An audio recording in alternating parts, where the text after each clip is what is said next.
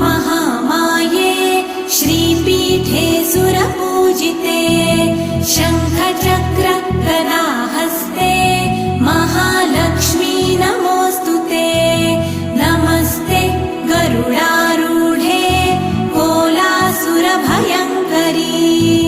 सर्वपाप हरे देवी महालक्ष्मी नमोऽस्तुते महादेव्यै च विद्महे विष्णुपत्न्यै च धीमहि तन्नो लक्ष्मी प्रचोदयात्।